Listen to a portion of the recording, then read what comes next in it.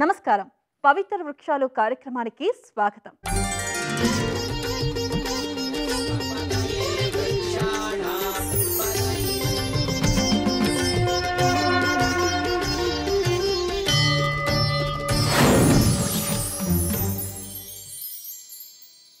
చెట్టు అంటే మట్టి మీద ఉండే దేవత. ఒక చెట్టు నాటడం అంటే భూమిని ప్రేమించడం. ఒక చెట్టును కాపాడడం అంటే మన భవిష్యత్తును రక్షించడం.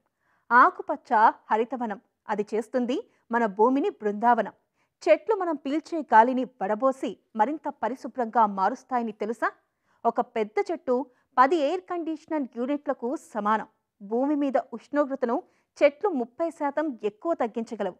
50% వరకు సౌండ్ పొల్యూషన్ని కూడా తగ్గిస్తూ ఎన్నో రకాలుగా మనకి ఉపయోగపడుతూనే ఉన్నాయి. మరి అలాంటి అనేక గొప్ప వృక్షాల గురించి మీకు తెలియజేసే కార్యక్రమమే ఈ పవిత్ర వృక్షాలు. ఈరోజు మనం ఖర్జూరం చెట్టు గురించి తెలుసుకుందాం.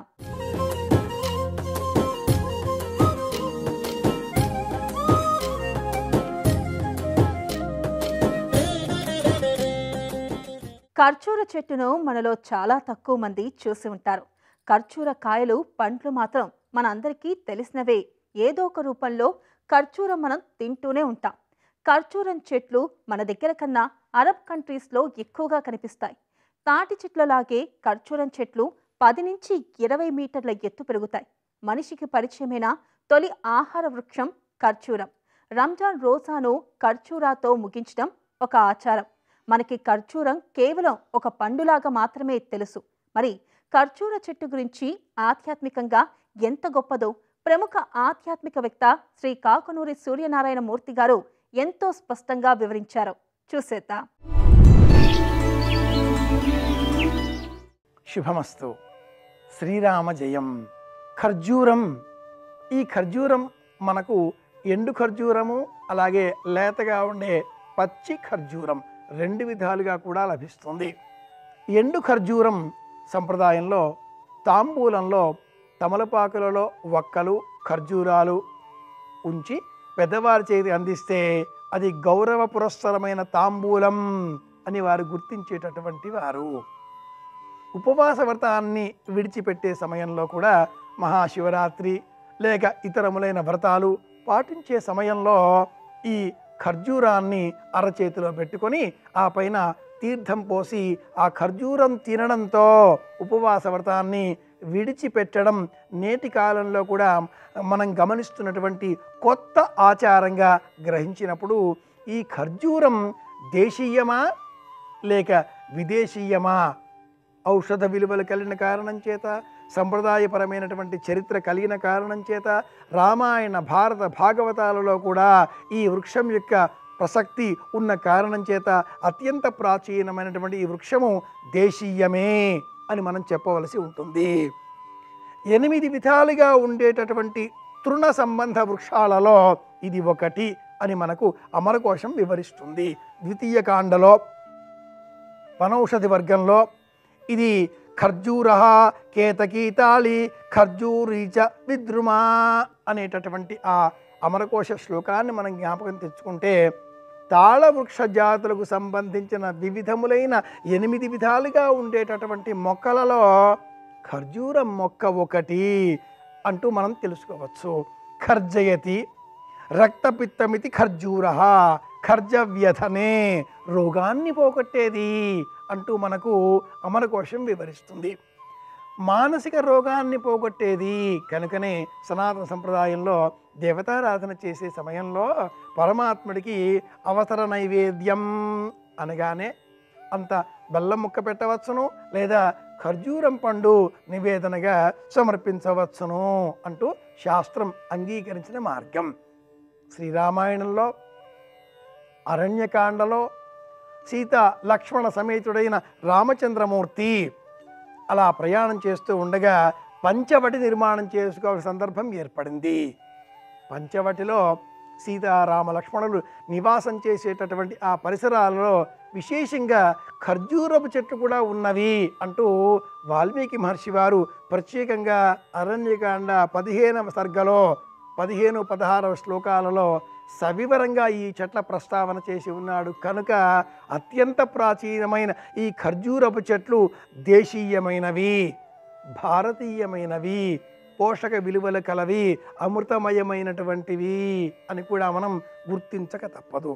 శ్రీనాథుడు అనేక ఇతర మహాకవులు తాంబూల సేవనం చేసేటటువంటి సమయంలో ఆ తాంబూలమును తమలపాకులను 3, 5, 7, 9 ఈ సంఖ్యలో బొత్తిగా పేర్చి దళములను చివరలను తొలగించి ఆ పైన ఖర్జూరపు పండు తొనకలను ఉంచి వాటిని తినేటటువంటి వారు అని కూడా మనకు తాంబూల సేవనం అనేటటువంటి ప్రత్యేకమైనటువంటి వివరణ ఇలా తెలియజేస్తుంది. సనాతన సంప్రదాయంలో ఎవరికైనా ఇలా ఖర్జూరం చేతికిచ్చారు, స్నేహం కోరుకుంటున్నారు అని అర్థం. 1 కాకుండా 2 ఖర్జూరాలను అందించాలి, ఇది ప్రమాణం. వివాహం అయిన తర్వాత అమ్మాయిని వడినించడం అనేది ఒక సంప్రదాయం అని మనం గ్రహించినట్లయితే ఆ వడినించే సమయంలో కూడా మనకు ఖర్జూరాలు తప్పక గుర్తుకు వస్తాయి. బెల్లం పానకంలో ముంచిన 2 ఖర్జూరాలను ఒకదానితో ఒకటి అంటించి దారంతో చుట్టి అటువంటి వాటిని 5 సిద్ధం చేసి అమ్మాయి ఒడిలో ఆ వడిబియ్యంతో పాటుగా ఈ ఖర్జూరం పళ్ళను కూడా ఉంచడం పలు ప్రాంతాలలో మనం గమనించేటటువంటి నేటికి వ్యవహారంలో ఉన్న ఆచారం, సంప్రదాయం. అయితే ఖర్జూరం చెట్లు ఎక్కడ అంటే అక్కడ విస్తారంగా పెరగవు.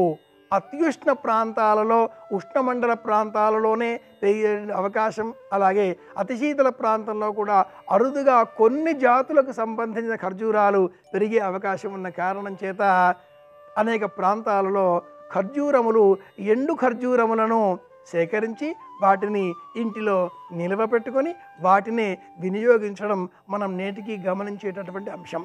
అతిదాహత అనేటటువంటి ఇబ్బంది కలవారు, జ్ఞాపక శక్తి బాగా తక్కువగా ఉన్నది అనేటటువంటి ఆలోచన కలవారు గణపతిని పూజించి ఆ గణపతికి ప్రీతికరంగా ఖర్జూరములను నివేదనగా సమర్పించి వాటిని ఆహార పదార్థాలలో లేక ప్రసాదంగా స్వీకరించిన యెడల జ్ఞాపక శక్తి అద్భుతంగా పెరుగుతుంది.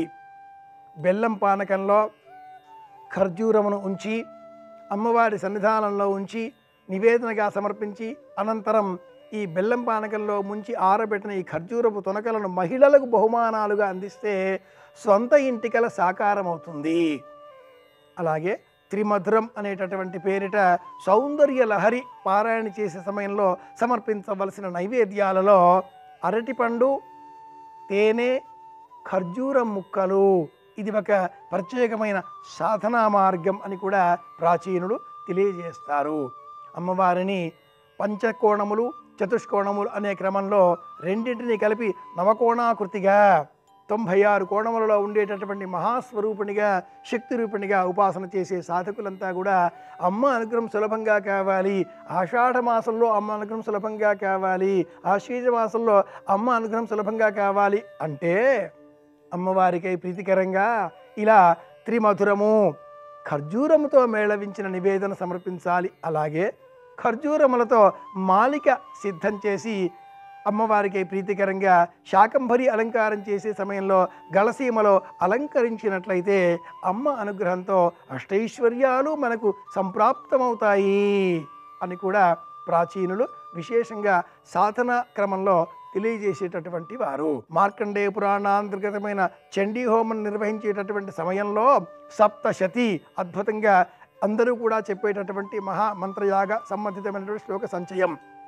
ఇందులో ఉండేటటువంటి 13 అధ్యాయాలలో ప్రథమ చరిత్రం, మధ్యమ చరిత్రం లేక ఉత్తమ చరిత్రం, ఈ విధంగా 3 విధాలుగా ఉండేటటువంటి ఈ విభాగాలలో ప్రతి అధ్యాయానికి సంబంధించిన ఇదం పూర్ణాహుతి నమ స్వాహ అంటూ చెప్పేటటువంటి ఆ పూర్ణాహుతిలో సమర్పించేటటువంటి ద్రవ్యం ఖర్జూరం పండు.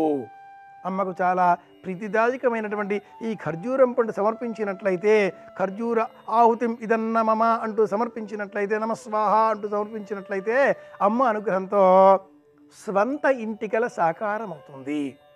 ఇల్లు కావాలి, ఇంటిలో ఉండే వారందరి మధ్య ఆత్మీయతానుబంధం దృఢతరం కావాలి, మనుషుల మధ్య కోపతాపాలు తగ్గిపోవాలి, ప్రేమ, సౌహార్ద్రత, ఆత్మీయ భావాలు పెరగాలి, మనుషుల మధ్య దూరం పోవాలి, దగ్గరతనం కావాలి అనే వారంతా కూడా తప్పనిసరిగా ఆత్మీయులకు అందించవలసినటువంటి పండు ఖర్జూరం పండు.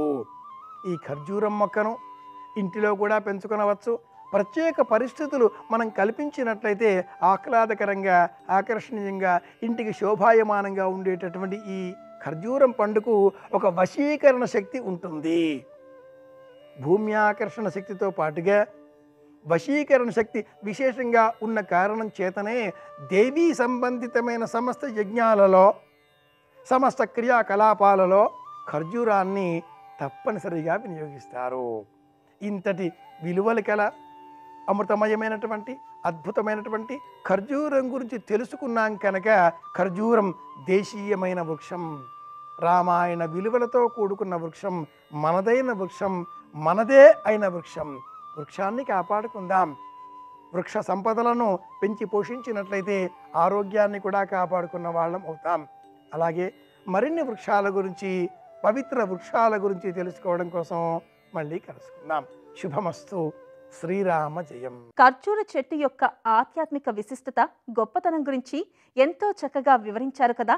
అలాగే ఖర్జూర చెట్టు ఆరోగ్యపరంగా, ఔషధంగా ఎంత విలువైనది, ఎటువంటి అనారోగ్య సమస్యల నుంచి మనకు ఉపశమనం కలిగిస్తుందో, ఎన్ని రకాల అనారోగ్య సమస్యలను ఇది దూరం చేస్తుందో మన senior ayurvedic physician doctor Murali Manohar Chirumamilla గారు చెప్పే విషయాల్ని చూసేద్దాం.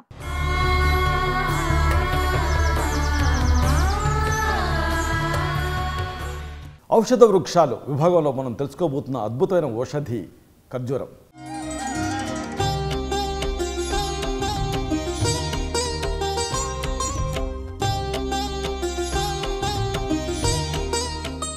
ఇది కేవలం ఆహారంగానే కాదు, ఔషధంగా కూడా అనేక ఉపయోగాలు కలిగి ఉంటుంది.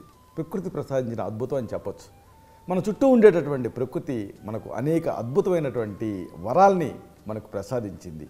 ఆ తల్లి ప్రేమకు ప్రతీకగా మనకు లభించినటువంటి అద్భుతమైనటువంటి ఫలాలలో ఈ ఖర్జూరం అనేది ఒకటి. కేవలం రుచికి మాత్రమే కాదు, ఇది ఆరోగ్యం విషయంలో కూడా ఒక గొప్ప దివ్య ఔషధం అని చెప్పొచ్చు. తరతరాలుగా మన జీవన విధానంలో, ఆహారంలో భాగమైనటువంటి ఈ ఖర్జూరం అనేక అనారోగ్యాల నుంచి మనల్ని రక్షిస్తూ వస్తూ ఉంది. దీని మహత్తర ప్రయోజనాలు నిజంగా ఆశ్చర్యపరుస్తాయి. ఖర్జూరం ప్రాచీన కాలం నుంచి కూడా వాడకంలో ఉంది. ఆయుర్వేద గ్రంథాలు దీని అద్భుత గుణాలని వివరించాయి, దీని గురించి చెప్పాయి. ఇది తేలికగా జీర్ణం అవుతుంది, అది దీని ప్రత్యేకత. వెంటనే శక్తినిస్తుంది, ఇది మరొక ప్రత్యేకత. ఎండు ఖర్జూరంలో శక్తినిచ్చేటటువంటి కార్బోహైడ్రేట్స్ అనేవి ఎక్కువ మొత్తాలలో ఉంటాయి. అలాగే ఆరోగ్యానికి అత్యవసరమైనటువంటి ఆ ఖనిజ లవణాలు అంటే మినరల్ సాల్ట్స్ కూడా దీంట్లో ఉంటాయి. ఇనుము ఉంటుంది మెయిన్గా, ఇది ఒక అమేజింగ్ విషయం. అన్నిటికీ మించి దీంట్లో విటమిన్లు ఉంటాయి, ఇవి కూడా దీంట్లో మనకి న్యాచురల్గా లభిస్తాయి. అందుకే వివాహాది శుభకార్యాల్లో కూడా దీన్ని తప్పకుండా వాడుతూ ఉంటారు. Medicine to A level of common man అంటే ఇదే. ఇది కేవలం ఒక పండు మాత్రమే కాదు, మన సంస్కృతిలో ఆరోగ్య పరిరక్షణలో ఒక భాగం. చాలామంది తల్లులు దాదాపు కన్నీటి పర్యంతం అవుతూ ఉంటారు ఇదే పిల్లలు పెరగకపోవటం. చిన్నపిల్లలు పెరగాలంటే ఏం చేయాలి? ఏదైనా శక్తివంతమైన టానిక్ రాసిమని అడుగుతూ ఉంటారు. కానీ శక్తివంతమైన టానిక్ అంటే శక్తివంతంగా ఇది పనిచేస్తుంది. సాధారణంగా ఆ పిల్లలు పెరగనప్పుడు అనుబంధ లక్షణాలు కొన్ని ఉంటాయి. సన్నగా ఉంటారు, అలాగే బరువు ఏమో తక్కువ ఉంటారు, ఇంకా నీరసంగా కనిపిస్తూ ఉంటారు, ఇంకా ఎదుగుదల అనేది సరిగ్గా ఉండదు అన్ని విషయాలలోనూ. సాధారణంగా ఈ పోషకాహార లోపం వల్ల ఈ సమస్య వస్తూ ఉంటుంది. అలాగే సరిగ్గా జీర్ణం కాకపోవడం కూడా, ఫుడ్ని జీర్ణం చేసుకునే సమయంలో వచ్చే ఇబ్బందుల వల్ల కూడా ఈ సమస్య వస్తూ ఉంటుంది. అలాగే దీర్ఘకాలపు అనారోగ్యాలు కూడా కంట్రిబ్యూట్ చేస్తూ ఉంటాయి ఇలాగ పిల్లలు ఎదుగుదల సరిగ్గా లేకపోవటానికి. అయితే మరి ఖర్జూరాన్ని ఎలా వాడుకోవాలి అంటే, కొన్ని ఖర్జూరాలని శుభ్రంగా కడగండి, పాలల్లో వేసి కొద్దిసేపు ఉడికించండి. ఈ పాలల్లోనే ఈ ఖర్జూరాలని బాగా మెత్తగా పిసికి ఉదయం అలాగే రాత్రి పూట ఇది ఒక స్మూతీ లాగా ఉంటుంది, తాగటానికి ఇవ్వండి. ఇది జీర్ణశక్తిని బట్టి మీ మోతాదుని నిర్ణయించండి. దీంతో శరీరం పుష్టిగా తయారవుతుంది, అలాగే ఎదుగుదలని ఇది పెంచుతుంది. ఆయుర్వేదం ప్రకారంగా ఇది బ్రహ్మణ కర్మ కలిగి ఉంటుంది. బ్రహ్మణం అంటే శరీరాన్ని పోషించేది అని అర్థం. ఇంకొకటి చాలా తరచుగా మనం చూసేది ఏంటంటే, అనారోగ్యాల బారిన పడినప్పుడు నీరసంగా అనిపిస్తూ ఉంటుంది. కోవిడ్లో కూడా చాలామంది విపరీతమైన నీరసాన్ని అనుభవించారు, ఆ తర్వాత అది కంటిన్యూ అవుతూనే ఉంది. ఇలా ఏదైనా సరే ఒక అనారోగ్యం ఉన్నప్పుడు నీరసం ఉంటూ ఉంటుంది. సాధారణంగా జ్వరం, దగ్గు ఇలాంటి అనారోగ్యాల తర్వాత శరీరం బలహీనపడుతుంది, నిస్సత్తుగా అనిపిస్తూ ఉంటుంది, త్వరగా అలసిపోతూ ఉంటారు. అయితే మరి ఖర్జూరాన్ని ఎలా వాడుకోవాలంటే 2 నుంచి 4 ఎండు ఖర్జూరాన్ని రాత్రిపూట నీళ్ళల్లో నానబెట్టండి. ఉదయం ఈ నానతాయి కదా, ఈ నానినటువంటి ఖర్జూరాన్ని నీళ్లతోటి సహా బాగా పిసికి ఆ నీళ్ళని తాగాలి. లేదా మరొక పద్ధతి, పాలల్లో వేసి ఉడికించి కూడా తీసుకోవచ్చు. ఖర్జూరంలో ఉండేటటువంటి కార్బోహైడ్రేట్స్ తక్షణమే శక్తినిస్తాయి. ఖనిజాలు, విటమిన్లు ఏమో శారీరక బలహీనతని తగ్గిస్తాయి, కోలుకోవటానికి ఇవి సహాయపడతాయి. ఇది బలవర్ధకంగా పనిచేస్తుంది, అంటే బలాన్ని పెంచుతుంది. ఇంకోటి మనం కామన్గా చూసేది ఏంటంటే గుండె దడ, పాల్పిటేషన్. మామూలుగా మన గుండె కొట్టుకోవడం మనకి తెలియదు కదా, కానీ గుండె దడలో ఏంటి, ఆ గుండె కొట్టుకోవడం మనకి తెలుస్తూ ఉంటుంది. దీంతో మహా అసౌకర్యంగా అనిపిస్తూ ఉంటుంది. గుండె వేగంగా కొట్టుకుంటున్నట్టు అనిపించటం, ఒక్కొక్కసారి ఆందోళనగా అనిపిస్తూ ఉండటం, నీరసం, ఇలాంటి అనుబంధ లక్షణాల కింద ఉంటూ ఉంటాయి. మెయిన్ కాజ్ ఏంటంటే దీనికి పోషకాహార లోపం, అలాగే బలహీనత కూడా, ఇంకా మానసిక ఒత్తిడి కూడా ఈ గుండె దడకి ఒక కారణం కింద ఉంటూ ఉంటుంది. అలాగే డయాబెటీస్లో కూడా ఈ సమస్య కనిపిస్తూ ఉంటుంది. అయితే మరి ఖర్జూరాన్ని ఎలా వాడుకోవాలంటే 2 నుంచి 4 ఎండు ఖర్జూరాన్ని రాత్రిపూట నీళ్ళలో నానబెట్టండి. ఉదయం ఈ నానినటువంటి ఖర్జూరాన్ని నీళ్లతో సహా బాగా పిసికి ఆ నీళ్ళని తాగాలి. దీని క్రమం తప్పకుండా తీసుకుంటూ ఉండొచ్చు. ఖర్జూరంలో ఉండేటటువంటి కొన్ని ఖనిజాలు గుండె శక్తిని పెంచుతాయి. అయితే డయాబెటిక్స్ మాత్రం దీన్ని తీసుకోవాలనుకున్నప్పుడు, డయాబెటీస్ కంట్రోల్లో ఉన్నప్పుడు వైద్య సలహాతో మాత్రమే తీసుకోవాలి. ఇంకొక ముఖ్యమైనటువంటి మనం లక్షణం చూసేది ఏంటంటే పిల్లల్లో దంతోద్భవ జన్య వ్యాధులు అంటారు. అంటే పళ్ళు వచ్చేటప్పుడు విరేచనాలు అవుతూ ఉంటాయి. సాధారణంగా చంటి పిల్లలకి ఇలా పళ్ళు వచ్చే టైంలో తరచుగా నీళ్ళ విరేచనాలు అవుతూ ఉంటాయి. దీంతో నీరసం ఆవహిస్తూ ఉంటుంది. అలాంటప్పుడు కొన్ని ఖర్జూరాలని నీళ్ళలో నానబెట్టి మెత్తగా ముద్దలాగా చేయాలి. ఈ ముద్దలో కొద్దిగా తేనె కలిపి రోజుకి 2 సార్లు పిల్లల చేత నాకించాలి. ఇది ఇలాగ ఖర్జూరం తేలిగ్గా జీర్ణం అవుతుంది, శక్తిని అందిస్తుంది. తేనెతో కలిపి వాడతాం కాబట్టి జీర్ణ వ్యవస్థని స్టిమ్యులేట్ చేస్తుంది, బలాన్ని ఇస్తుంది. దీంతో ఆ విరేచనాలు తగ్గుతాయి. ఇంకోటి ఏంటంటే ఇది మలబద్ధకంలో కూడా పనిచేస్తుంది. అది ఒక అమేజింగ్ విషయం. అంటే మల విసర్జన కష్టంగా ఉండటం, అలాగే సరిగ్గా మల విసర్జన కాకపోవటం, కడుపు ఉబ్బరింపు, ఇలాంటివి మలబద్ధకంలో ముఖ్యమైన లక్షణాల కింద కనిపిస్తూ ఉంటాయి. సాధారణంగా పీచు పదార్థాలు తక్కువ తినే వాళ్ళలో ఇలాగ కనిపిస్తూ ఉంటుంది మలబద్ధకం. అలాగే నీళ్లు కూడా తక్కువ తాగే వాళ్ళలో మలబద్ధకం ఇబ్బంది పెడుతూ ఉంటుంది. ఇక శారీరక శ్రమ లేకపోవడం కూడా మలబద్ధకానికి ఒక కారణమే. ఏదేమైనా ఇలాంటి మలబద్ధకం ఉన్నప్పుడు ఖర్జూరాన్ని ఎలా వాడుకోవాలంటే 2 నుంచి 4 ఎండు ఖర్జూరాన్ని రాత్రిపూట నీళ్ళలో నానబెట్టండి. ఉదయం ఆ నానతాయి కదా, ఆ ఖర్జూరాన్ని బాగా మెత్తగా పిసికి ఆ నీళ్ళని లేత పాకం వచ్చే వరకు కాచి గోరువెచ్చగా తాగాలి. లేదా మరొక ఉపాయం ఏంటంటే గింజ తీసినటువంటి ఎండు ఖర్జూరాలు, కరక్కాయ కన్నతల్లు అంటారు, అలాగే ఎండు ద్రాక్ష, ఇలాగా ఒక్కొక్కటి కూడా 2 చొప్పున 1 కప్పు వేడి నీళ్ళలో రాత్రంతా నానబెట్టాలి. ఉదయం నానతాయి కదా, వాటిని బాగా పిసికేసేసి వడపోసుకొని తాగాలి. దీంతో మలబద్ధకం నుంచి రిలీఫ్ వస్తుంది. ఎందుకంటే ఖర్జూరాల్లో పీచు పదార్థాలు పుష్కలంగా ఉంటాయి. ఇవి మలానికి స్మూత్నెస్ని, గట్టిదనాన్ని ఇస్తాయి. ఇంకా సులభంగా బయటకు వచ్చేలాగా చేస్తాయి, ఫైబర్ ఉంటుంది కాబట్టి. ఇది పేగుల కదలికలను కూడా, అంటే పెరిస్టాల్సిస్ని కూడా పెంచుతుంది. ఎందుకంటే దానికి శక్తినిస్తుంది ఖర్జూరం అనేది. మలబద్ధకం ఈ రకంగా తగ్గుతుంది. అలాగే మెయిన్గా మరొక ముఖ్య లక్షణం మనం చూసేది క్షయవ్యాధి, ట్యూబర్క్యులోసిస్. తగ్గినట్టే తగ్గిది పెరుగుతూ ఉంది. సాధారణంగా ఎక్కువ కాలం పాటు దగ్గుంటే క్షయవ్యాధిని అనుమానించాలి. బరువు తగ్గటం కూడా ఒక ముఖ్యమైన లక్షణం క్షయవ్యాధిలో. అలాగే నీరసం, జ్వరం, ఇలాంటివి కూడా ప్రధాన లక్షణాల కింద ఉంటూ ఉంటాయి. సాధారణంగా ఈ మైకోబ్యాక్టీరియం ట్యూబర్క్యులోసిస్ అనే జీవి వల్ల బ్యాక్టీరియం వల్ల ఇది వస్తూ ఉంటుంది. ఇది ఒక ఇన్ఫెక్షన్ వల్ల వచ్చేటటువంటి వ్యాధి ఈ ట్యూబర్క్యులోసిస్ అనేది. అయితే మరి ఖర్జూరాన్ని ఎలా వాడుకోవాలి అంటే ఇది ఒక అనుబంధ చికిత్స కింద పనిచేస్తుంది. క్షయవ్యాధి గ్రస్తులు ప్రతిరోజు కూడా ఖర్జూరాన్ని తినడం అనేది ఎంతో మేలు చేస్తుంది. గింజ తీసేసినటువంటి ఖర్జూరం పండ్లు, అలాగే గసగసాలు పొడి, ఇంకా బాదం పప్పు, ఇంకా యాలకులు, దాని తాలూకు గింజల తాలూకు పొడి, ఫైనల్గా పటికి బెల్లం, వీటన్నిటిని సమానంగా కలిపి ఉండలు చేసుకోవాలి. రోజుకి 2 సార్లు వీటిని ఇంటర్నల్గా తీసుకుంటూ ఉండాలి. జీర్ణశక్తిని బట్టి ఈ డోసుని అనేది మీరు నిర్ణయించుకోవాలి. ఖర్జూరం శరీరానికి బలాన్ని ఇస్తుంది, బరువు పెరగడానికి సహాయపడుతుంది. క్షయవ్యాధులు అదే కదా మనకి మెయిన్ లక్షణం, అంటే బరువు తగ్గిపోతూ ఉంటారు. దీంట్లో ఉండేటటువంటి పోషకాలు ఇమ్యూనిటీని, అంటే రోగనిరోధక శక్తిని పెంచుతాయి. వ్యాధి నుంచి త్వరగా కోలుకోవటానికి ఈ ఖర్జూరం సహాయపడుతుంది. ఆయుర్వేదం ప్రకారంగా ఈ క్షయవ్యాధిలో పథ్యం కింద, ఇది ఒక ఔషధం కింద ఇది పనిచేస్తుంది. అలాగే మెయిన్గా మన ఇండియాలో చూసేది ఏంటంటే వడదెబ్బ, తీవ్రమైనటువంటి ఎండ తగలటం వల్ల, లేదా ఒక్కపోతగా ఉన్నప్పుడు అప్పుడు ఈ సమస్య కనిపిస్తూ ఉంటుంది. అలాగే జ్వరం, ఇంకా తలనొప్పి, ఇంకా కళ్ళు తిరగటం, అలాగే చర్మం ఏమో ఎర్రబట్టం, ఇవి ముఖ్యమైన లక్షణాల కింద కనిపిస్తూ ఉంటాయి. సాధారణంగా ఈ అధిక ఉష్ణోగ్రతకి ఏం జరుగుతుంది, శరీరం కాంపెన్సేటరీ మెకానిజంలో భాగం కింద షట్ డౌన్ అవుతుంది. అప్పుడు వడదెబ్బ వస్తుంది. అంటే శరీరం డీహైడ్రేషన్కి గురైనప్పుడు ఈ లక్షణాలన్నీ కనిపిస్తూ ఉంటాయి.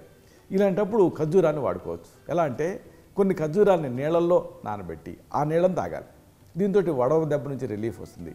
ఎండలో బయటికి వెళ్ళబోయే ముందు కానీ లేదా తర్వాత వచ్చిన తర్వాత కానీ ఈ ఖర్జూరం నీళ్ళని తీసుకోవచ్చు. ఖర్జూరం శరీరంలో కోల్పోయినటువంటి నీటిని అలాగే లవణాన్ని తిరిగి పొందడానికి సహాయపడుతుంది. ఇది శరీరంలో ఆ చలవని కలిగిస్తుంది. అలాగే బడలిక తాలూకు నీరసం ఇలాంటి వాటిని కూడా తగ్గిస్తుంది. అధిక వేడిని ప్రధానంగా తగ్గిస్తుంది. ఇలాగా ఈ ఖర్జూరాన్ని వడదెబ్బ తగిలినప్పుడు ఒక డ్రింక్ కింద తీసుకోవచ్చు. ఇలాంటి మరొక ఔషధ వృక్షం గురించి, దానికి సంబంధించిన ఔషధ విలువల గురించి మళ్ళీ ఇదే కార్యక్రమాల పరంపరలో మనం కలుసుకున్నప్పుడు ఇదే ఔషధ విభాగంలో మనం తెలుసుకుందాం. అంతవరకు సెలవు. శుభం. ఖర్జూర చెట్టు గురించి ఎన్నో విలువైన ఆధ్యాత్మిక అలాగే ఔషధ విలువల గురించి తెలుసుకున్నాం కదా. మరో ఎపిసోడ్లో మరో పవిత్ర వృక్షం గురించి తెలుసుకుందాం. అంతవరకు సెలవు. నమస్కారం.